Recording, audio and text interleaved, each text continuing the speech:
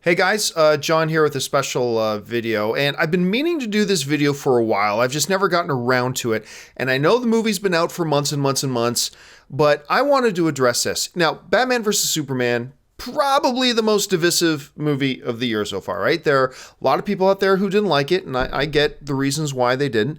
I am one of those people who did like it, and as one of the people who liked Batman v Superman, there is one criticism that the movie always gets, and you still see it joked about all the time. And I wanted to give a defense of it. And the moment I'm talking about in Batman vs. Superman is the Martha moment. You know the one I'm talking about. Save Martha. Wait, my mother's name is Martha. And you see the jokes all over the place online, right? Wait, both their mother's names are Martha. Now they're best friends, blah, blah. And I just think that scene has been misunderstood a lot. Now, look, I'm not here to tell you how you should have seen the scene in particular. I'm not telling you how you should have experienced it. I get it. A lot of people saw that scene and it came across a certain way. And that's cool. Your experience will be different than everybody else's. That's cool. I simply want to kind of explain what my experience was with the Martha scene the first time I saw it and how I interpreted it the first time I saw it. Now, I understand your experience might have been different than mine, but I'm just here to explain what my experience was and why I actually see that scene as a strength in the movie as opposed to a major flaw in the movie. And so here's the thing. So obviously the scene, and by the way, I'm going into spoiler territory here in case you haven't seen Batman vs. Superman yet, but the movie's been out for months. If you haven't seen it, you're not interested in it, so whatever. But so the scene, of course, Batman and Superman finally have their fight. And I was, as a side note, completely impressed that they had the balls to actually have a definitive winner of that fight. And the winner, of course, was Batman. So, and I thought for sure something was going to come out that would be a draw, but they had a definitive winner. Batman was the winner of the fight. And of course, Batman's about to deliver the killing blow to now a downed, helpless opponent. And Superman rages out and says, save Martha. And of course, then Batman has this freak out. Like, why did you say that name? Why did you say that name? Now, here is how I interpreted it with the first time I saw the film, okay? I didn't think about it afterwards. Just as I'm watching the movie, this is how the scene hit me and what it meant to me. Again, totally fine if you had a different experience. I'm just going to explain mine. So, look, Batman is the detective, right?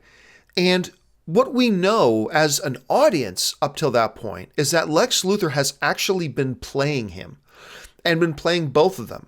Even when Bruce thought he was playing Lex, as it turns out, Lex was playing him. You know, he thought, oh, I was so smart. I broke into his house at his party, got that information. Turns out that's what Lex wanted all along. Anyway, so here you have Bruce Wayne, Batman, who is the detective, and he figures all this stuff out on his own normally. And he has this moment where, remember, that one big conversation that he had with Alfred, right? Where Bruce has convinced himself, thanks in no small part to the manipulations of Lex Luthor, but Bruce has convinced himself that this Superman is actually a monster. He has convinced himself that he is a threat to humanity.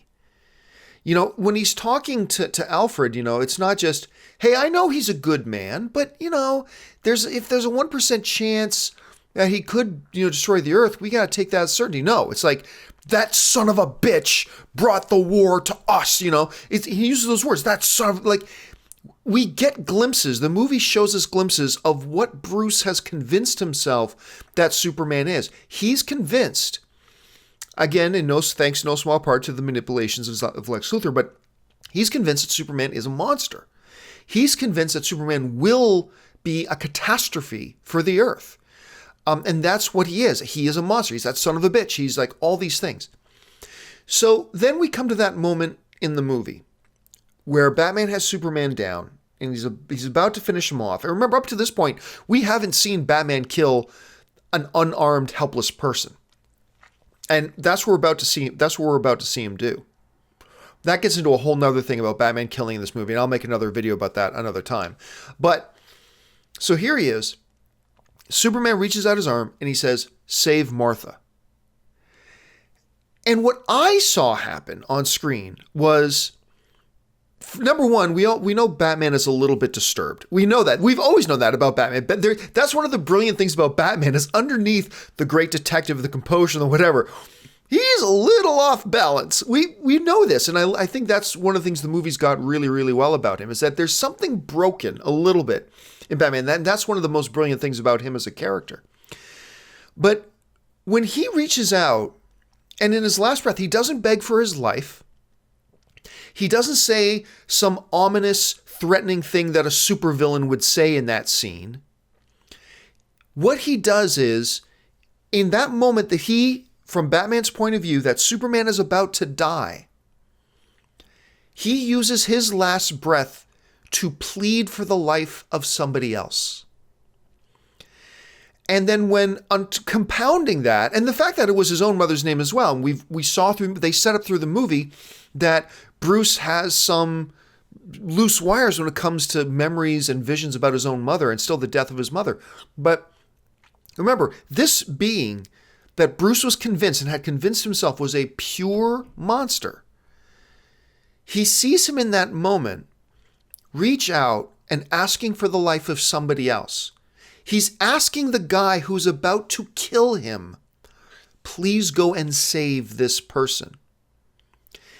That creates a disconnect for Batman. That causes Batman, I saw it as, in that one moment, it's a contradiction to what Batman believes about this being laying in front of him. Because a monster facing his final moments would not use his last breath to reach out and plead his killer to please go and save someone else. Now, right on the heels of that, Lois Lane comes in and she throws herself down on top of him. This creates another disconnect for Batman because he sees a human being, like Lois Lane is famous, a smart, intelligent human being loves this person and is throwing themselves on top of that person, this monster that Bruce believes he is, and sees her pleading for his life. That creates a second stage of disconnect for this picture, this context in which Bruce is set up in his head about Superman. And then it goes to a third stage, a third disconnect for Batman, in the sense that once Lois Lane throws herself on top of him and is pleading Batman not to kill him, she explains, because Batman's saying, why did you say that name? Why did you say that name? And she expresses, because that's the name of his mother. Now you got to understand, these are 3 points of disconnect for Bruce in this construct he's had in his own head about Superman, this monster that's going to be the destruction of the world. When that happens, what I then saw, you saw Bruce then start backing up and his eyes going all over the place. Some people saw that as Batman just flipping out. And that's cool, but when I saw the movie, what I interpreted it as it was happening was, he's figuring it out. Like, because Batman is the great detective, when those 3 points of disconnect happen for him, to see him act, first of all, this monster acting selfless, this monster has another human being loves him, and then understands that this guy has a mother too, you know? These create the disconnects in Batman's head about Superman, his preconceived notions about Superman. And then at that point, in just moments, Bruce starts to figure it all out. To me, it's like a supercomputer. Looking at Batman in that moment, figuring it all out, was like a supercomputer going through, like coalescing data and going through all of it. He starts to put the whole picture together. In that moment, we don't see Bruce flipping out. We see him figuring it out. Those pieces of disconnect caused him to then question everything in that long line of domino logic, to the point that he started to figure out, well, wait a minute, this happened and this happened and then this happened and this happened. And he starts to figure out, this is all Lex Luthor. Bruce figures out he's been played.